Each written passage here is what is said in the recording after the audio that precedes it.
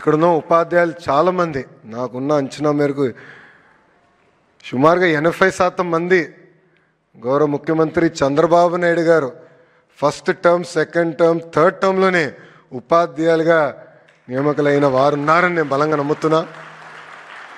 DSC అంటే చంద్రబాబు నాయుడు గారు, చంద్రబాబు నాయుడు గారు అంటే డిఎస్సి. 13 డిఎస్సీలు 1,80,000 మంది ఉపాధ్యాయుల్ని గౌరవ ముఖ్యమంత్రి గారు నియమించారు. సో మెగా డిఎస్సి గౌరవ ముఖ్యమంత్రి గారు పెట్టిన తొలి సంతకం. సో ఒక యువకుడిని, ఉత్సాహవంతుడిని, కానీ డిఎస్సి ఎంత ఛాలెంజింగో మీ అందరూ తెలిసిన విషయం. జనరల్గా డిఎస్సి నిర్వహిస్తే అదే సంవత్సరంలో రిజల్ట్స్ ఇచ్చి సర్టిఫికెట్స్ వెరిఫై చేసి ఎలాంటి లీగల్ ఇష్యూ లేకుండా ఉపాధ్యాయుల్ని నియమిస్తాం అనేది చాలా కష్టమైన పని.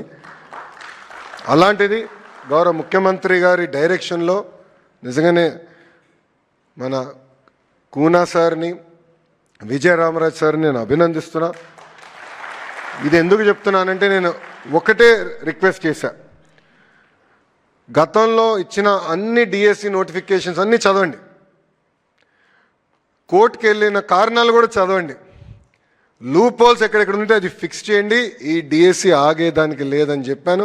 సార్ ఇప్పటికీ దాదాపు 70 కేసులు పడినాయి సార్, కానీ డిఎస్సి ప్రక్రియ ఎక్కడ పాజ్ పడలేదు.